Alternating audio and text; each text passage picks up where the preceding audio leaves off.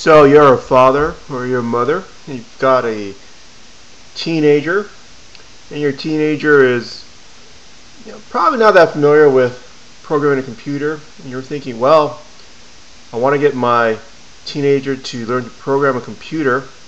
How do you go about doing that? So parents normally start off with buying their children some books. You go to Amazon.com, get a bunch, how to learn Python programming or how to learn Java programming. Some may even go into C, and the child usually runs into some problems. So before we get into that, let's just talk about what some of the goal is here, right? So we're going to be eventually building have the children or teenagers build some types of games. This one uses a joystick control. Pretty simple shooter type game. This is one of the first ones.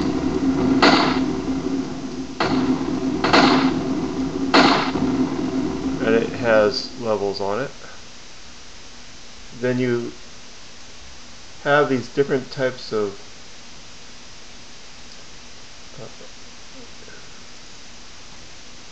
games that runs on the mobile phone. So this particular phone is Android. This phone was less than $40 unlocked from eBay. It's upside down. So this is my 13-year-old son playing a game that he wrote. It's an early version of it. It looks a little bit more slick nowadays, and he's playing it on his $40 phone. So these are some of the goals of trying to teach 12, 13-year-old teenagers to program. And this is just an overview of my experience. Now, I'm not a teacher, I'm not a programmer, just a father that went through this experience. So I thought people could learn from my experience. The first problem is, if you try to teach your child when the child is under age 12, they have lacked cognitive skills. So there's certain things that, as far as problem solving, analytical ability, the ability to think of multiple solutions to a single problem, the ability to find the best or solution or what they think, to imagine different scenarios. Well, you may think, well, the child can learn it at a younger age. Yes, it is possible, but it is, for most cases, much slower. So if your child isn't 12 or 13, you're going to be stuck using something like Scratch or Alice. You may have some difficulty really get into something like Python or Java. So then you go out and you go into Amazon.com and you buy some books. These books are generally developed for college-age people learning computer programming in school. So they're adults, right? So the adults have different cognitive skills than a teenager. The teenagers, right at 13, they're just really starting to develop certain skills. And so these books are boring. The way they process through the information is it's really not usually designed for kids. I think even the ones that they said that they're designed for children, I'm not sure if the children actually are going through it, especially in the ways that they teach data structures, like lists, dictionaries. I believe in most cases they're largely ineffective. Well, but, of course, it could just be my own case. I also think that other approaches, there's too much emphasis on loops or conditionals. So conditional being if something happens, then take another action. A loop being a for loop. You do something again and again until a certain action happens. So for a while loop. And so these are relatively easy concepts, the for loops and the while loops.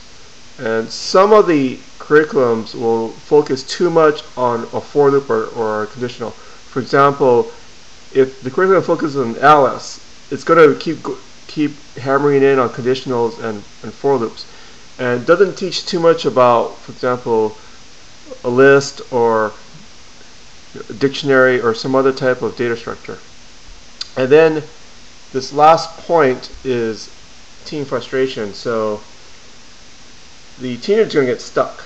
They're going to feel, I hate the computer is not telling me what I need to know. They'll be stuck. And I think this happens again and again. And it just takes some mental strategies in order to overcome the frustration. Yeah, I think going through this type of exercise, the teenager may feel like they're not very intelligent, that they may run up to the range of insecurity. This is a very real problem. It's not a problem that I believe that's easily solved. You have to work out a method for the teenager to overcome their fear of just having the computer just totally show them a mistake and just keep saying this is an error, a syntax error, and they can't find the error, and it goes on for hours and they can't find the source of the problem. And so the curriculum has to be designed so that they don't get into a situation where they're stuck 2 hours staring at the same syntax error, and there's nothing to do. They're completely stuck, and they'll give up most likely. So the key concepts mentioned before, my blog and this short prezo and the other videos that comes, it focuses on using a text editor. Text editor like Komodo, PyCharm, Emacs. Maybe the current teenagers probably don't want to use Emacs. It's a little bit old school, but there's a bunch of other ones out there. Python does come with idle. It's a blank screen. It's like a word processor. You just start off with blank screen and hit type text in there. Tried using Scratch and Alice. In fact, my son's school did use Alice. I'm really not convinced that it's the way to go. I think these teenagers, 12, 13 years old, they can go straight to a text editor. I think they're wasting a lot of time, in my opinion, just having a 3D asset in Alice just walk around an area and just trying to do a loop for that and with some conditionals. I think those are pretty easy concepts, and they can get through that pretty quickly, but they get caught up in making all these graphics with Alice or Scratch, and you lose that precious time where they could be focusing on other things, in my opinion. However, I do think you should focus on graphical games. A lot of the textbooks out there that are teaching Java or Python, they go right into these data structures, and I have a slightly different opinion of the approach to go for that. I think you do need to focus on games. I think you do need to focus on graphical games. I don't think you need to go down to the route of Alice or Scratch to do that. I think you can use Python and some other libraries. Not customized, it's very commonly used libraries that professionals or adults are using, and just go straight to that route. Then I think you can bring it down to the mobile phone. I think this is really a big breakthrough. The teenagers like mobile phones. I think you should focus on getting it onto the mobile phone as quick as possible so that they can show their friends, they can talk about it, they can carry it around in their pocket. The mobile phone games are usually pretty short. You could make games in less than a minute and still be quite playable. Another point here is to use constant repetition. So the curriculum designed for adults often focuses on concepts. Like you learn about dictionaries, you learn about lists, you learn about while loops, data types, these type of things. I think the teenagers can learn that by focusing on repetition, to call up or to create a framework for blank screen and do it 5 times in a row, for example. It's a little painful, but I think it's also painful for the teenagers to get stuck. And so the concept of drills, to have shorter segments of the lesson and to drill it again and again, instead of talking 30 minutes about what a list is, or having them do exercises on data types. Basically, I'll explain it later, but you repeat very simple programs again and again. Last point here is to limit the time sucks. The example here is Photoshop. So as you get into the games, the teenager is going to be having to create sprites or other types of graphics for the games, and it is easy to blow 4 hours of precious time editing the look of some type of character in Photoshop. Easy to do, highly rewarding, but not really what the teenagers should be focused on. If they're going to spend all their time creating art assets, that's more of an art class. If they're supposed to be learning programming, I would purposely limit the time that they spend on dealing with the graphics or even the sound, because these are much easier things to do. They're much more rewarding. They're much less frustrating. And so, given the option, I believe the child is going to sit down with Photoshop and spend like an hour getting the coloring right on some tile of grass, or even within the code, they may spend an hour trying to get the fonts right in the game. And I think these fall into the category of time sucks. They're nice to have, but I think for the personal lesson, you have to focus them in on the harder stuff that's less comfortable for them. So, the path, me and my son. So, starting off in this corner here, like most people, we started off at command line IO. Print hello world. You can read in the input command. We used Python raw input, so you're basically at the command line getting input output from it. I have it yellow. It went kind of rough, was a little boring. Somewhat easy to do. Not too many real problems, but didn't get my son's imagination going. It was okay, which is yellow. So I have yellow being okay, red being it wasn't so good, and green being it was good to go. Next, from various types of print statements and the format of the print statements, move to text games. This is a typical structure, right? So if you buy any book from Amazon.com, it'll probably take you down this path. You first do print hello world, do some stuff with the print statements, you make all types of ASCII art, and then you go into some type of text game, like you've reached a cave, do you want to enter into the right or the left side of it, and it goes on with this, right? So it does teach some stuff. I'm not completely sure that it's necessary. It is somewhat boring, even if your child does like to write stories, because the text game can be a story, right? So you suddenly see a mountain. The boy looks at the mountain. There are three passageways in the mountain. Do you take the middle, the center, or the right or left, or up or down, or do you cross the stream? So there's all these types of standard text adventure games. Didn't go so well, so I'd probably skip that. And then the normal progression is to go data structures. So you start putting things into a list. You start maybe randomized roll the dice or something like that. That also didn't go that well. We got through it, but I think it was a little boring.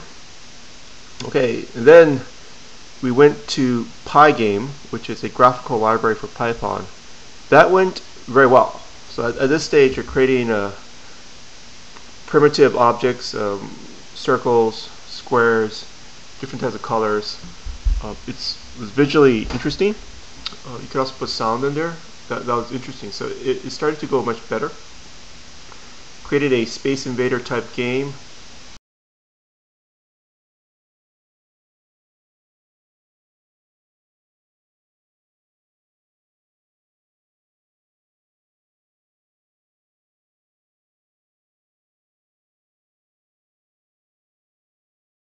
Which is it's fairly easy. I think it's the easiest type of game you can create after you go for the first Pygame.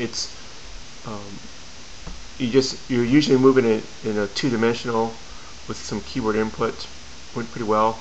Try to go to objects. That's yellow. So we created a library for the Space Invader type game, and he could definitely do it, but I don't think it really taught the concept of objects, at least not to the level that I would have liked. So I'm not sure he really understood what objects were, even though he was able to create the objects and reuse them within the Space Invader type game. So that's why it's yellow. Like, it was partially successful. The next we moved to a tile match game. So it was graphical. So if you use a tile match game, you're going to use a lot of either some type of data structure like lists or dictionaries or something. This was actually fairly difficult, although he completed it. I think the concept of all the data structures was the whole objective of the lesson. It was a little bit rough. So when I say the lesson, the Space Invader type of game might have taken 2 months. So each of these blocks is not one day. Each of these blocks might be a couple of days, a week, over the course of months. And the tile match one also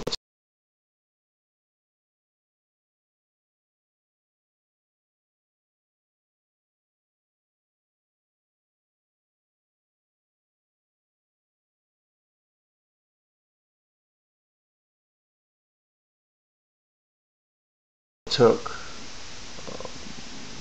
easily over a month, and it was kind of rough. Next we tried a pseudo 3D racer. It's a typical race car going on a track.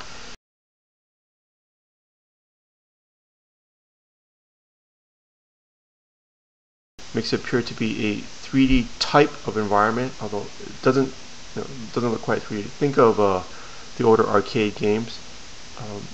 That had to use a Z-axis, and we're getting to a stage where I didn't realize he hadn't learned some of the geometry.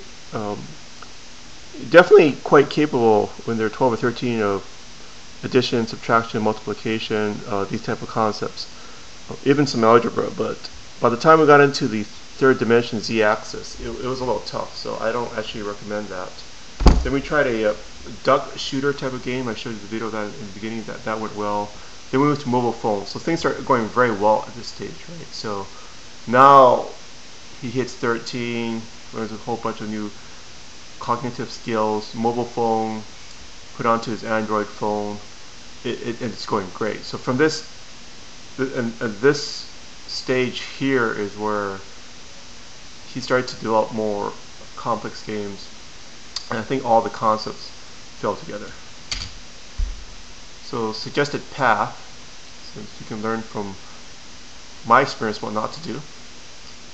I think you still need to start with text, but I would just keep it to a shorter period, and maybe just the print statements.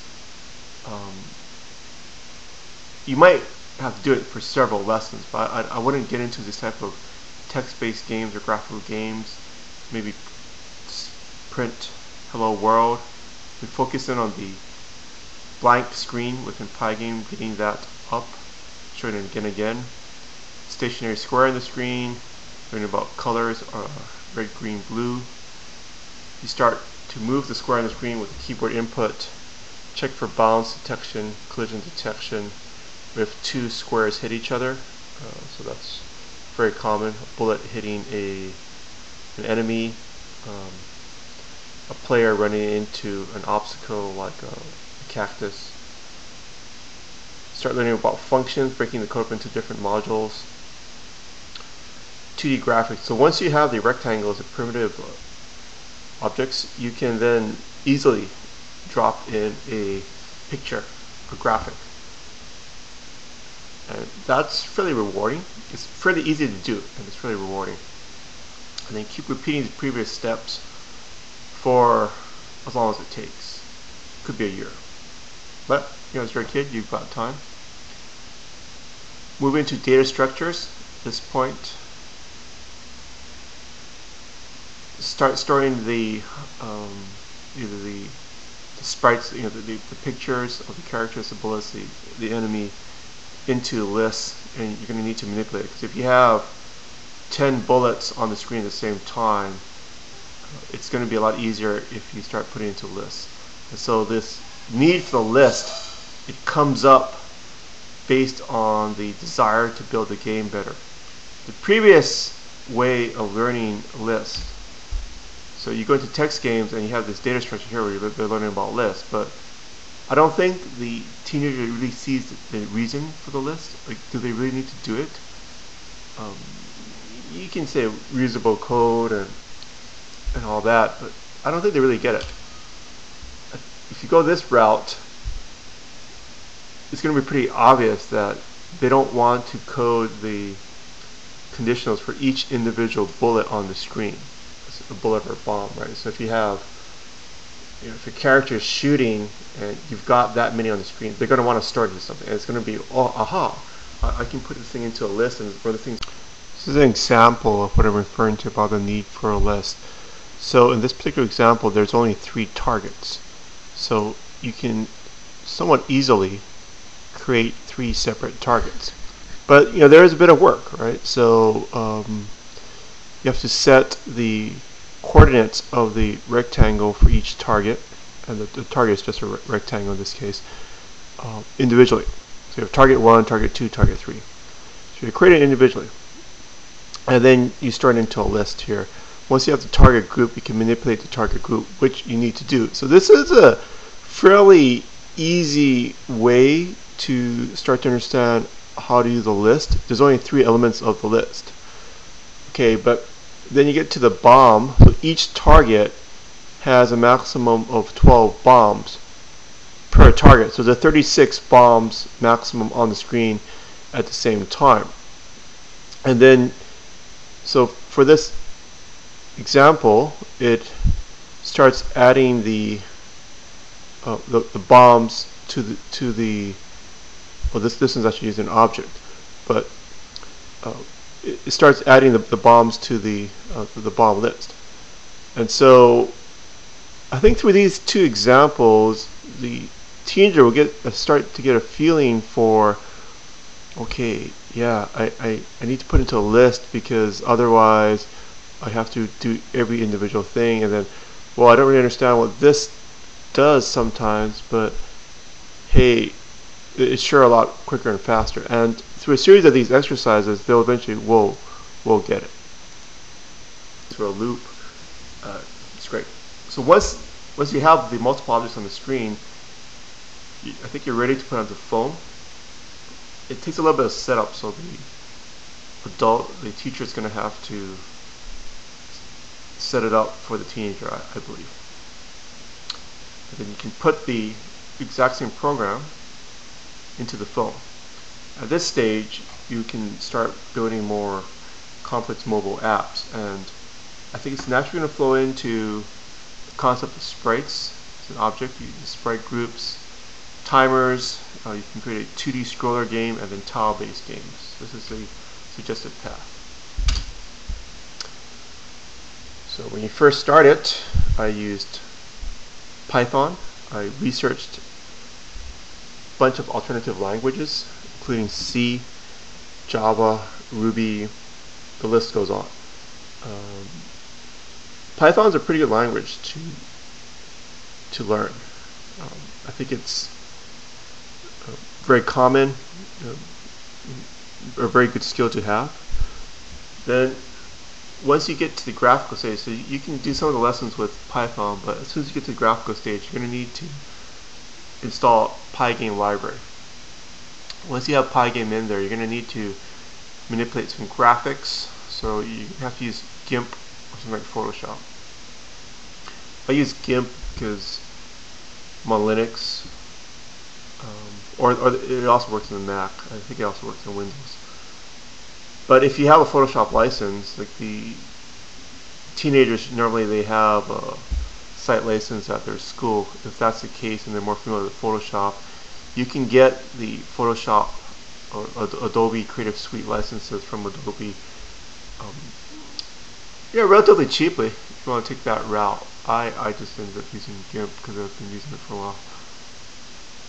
You need some type of sound editor also. Audacity is a free software, so GIMP, so all this is free. Python, Pygame, GIMP, Audacity is free. The Android development kit from Google once you go mobile. And as soon as you do that, you're going to have to get Java from Oracle.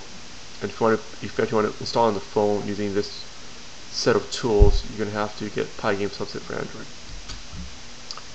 Choices. Spoke a little bit about why Python. Everything, all the videos and the blog posts I'm creating, they all focus only on Python. So there's almost no other language covered in it. I think it's relatively easy to use. It's structured. I do like the tabs. It makes the code easier to read. I think it forces teenagers to indent code properly, and thus makes it easier for them to read. Or else I think the alternative would be they would just create one block of code that would, because they're just trying to rip it out as fast as possible. I think the structure is good for teenagers. That forced formatting of the code in Python, I think it's good. It's also, you don't have to compile it, you don't have to byte compile it, you don't have to deal with that extra delay, and so you can immediately run the program. It's interpretive, so you can also just run it from the console and test sums out. In that, I think it's just a lot more accessible than something like C, more accessible than Java. It's also preparing them for the future, where a lot of professional programmers, they're starting to use Python, so it's a real language. Why Android? So of course the Python programs do run on Android. That's one of the big reasons. But sure, we have iPhones here. Could have moved over to Objective-C, running the background. But Android phone is a lot cheaper. This is cost factor. You can get your teenager phone for $40, unlocked from eBay. We got a LG Optimus S for $35, unlocked. It works great on the Sprint network. And I'll be having more updates here on my blog at pychildren.blogspot.com.